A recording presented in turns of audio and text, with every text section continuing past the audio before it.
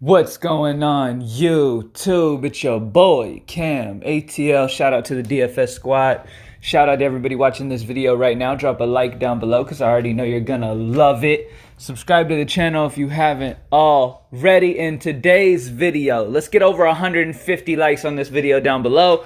In today's NFL video, we are going to be talking about the Thursday night game between the Green Bay Packers at Chicago Bears. All right, Chicago is at home. This is a good season opener game. Now, Chicago's defense is one of the best in the league. They're a very good defense. Green Bay's defense, not so much. So it kind of gives you a hint on where you really want to target most of the offense at.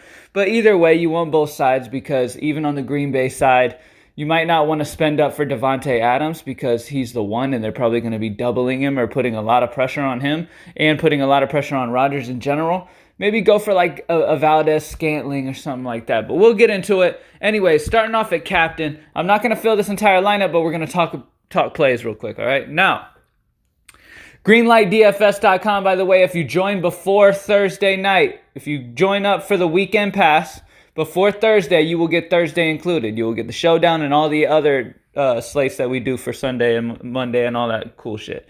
All right, now, let's get into it. Now, starting off, Davante Adams at 8-9 at captain, no thank you. Okay, I understand that, he's going to get targeted and all this other stuff. But against Chicago, they're going to be zoned in on him. I'm not loving Davante Adams at that price tag, especially when you have two quarterbacks, which I normally like to go quarterback at this position because they're the best bet to get 20 plus and the best bet to really get the most points on the slate. And Trubisky against Green Bay is just a very good option to me at 17-4. I love Mitch Trubisky at home in Chicago. All of his biggest games of the season last season were at home in Chicago. They're going against a Green Bay secondary that is atrocious, not good at all.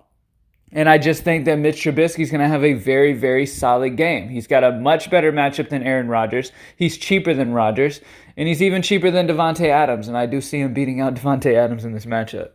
All right, now let's talk about other guys we got here. Now, we've got Aaron Rodgers at 12-4 going against Chicago. Not feeling it, to be honest with you. It is, at the end of the day, it is Aaron Rodgers, but it is Chicago's defense. So I would rather kind of go a little bit further down. A guy that really sticks out to me, especially with me loving Trubisky on this slate, is Allen Robinson II. This dude is a monster, okay? When he's healthy and he's out there, he is a monster. He puts up major points. Look what he just did at the end of the season last season. Against Philly, at home.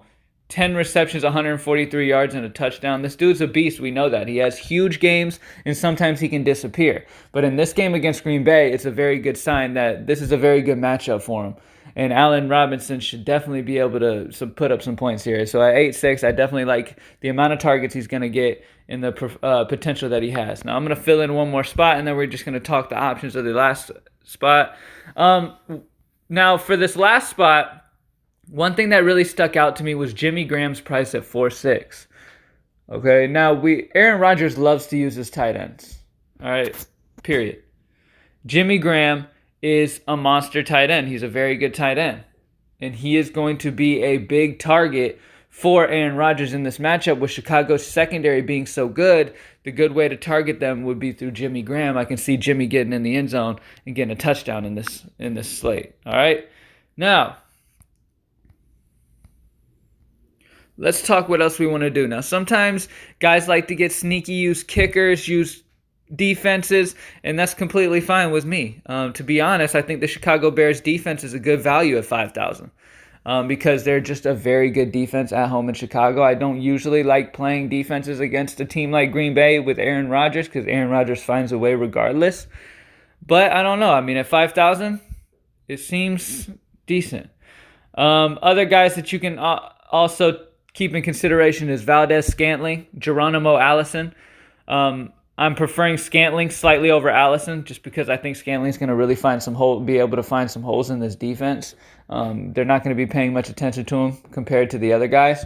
And I think Scantling's going to be able to definitely get some targets in this one. I like him, period, as a player. I think he's a good, very solid receiver. And I think he's going to have a good season this year. Other guys, David Montgomery, the starting running back for Chicago, is a solid option at 8-2, as well as Tariq Cohen at 8-4.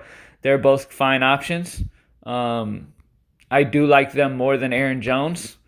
Let's talk about any cheap. Taylor Gabriel at 6'2" is a solid option. He was getting 5+ targets in every game last season with Trubisky.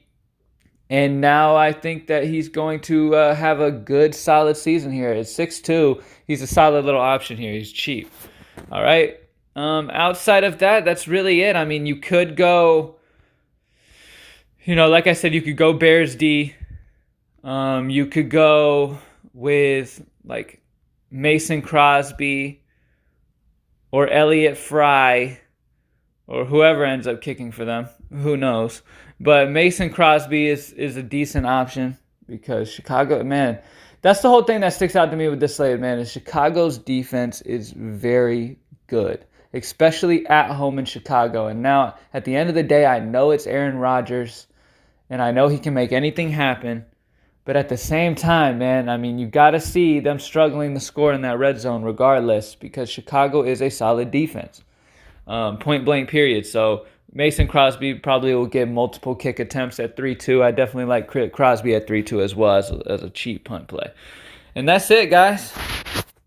That's it. That's the Thursday Showdown slate. Good luck, guys. I do encourage you to go Trubisky as your captain and then find these playmakers around him. Like Allen Robinson is an amazing play at 8-6.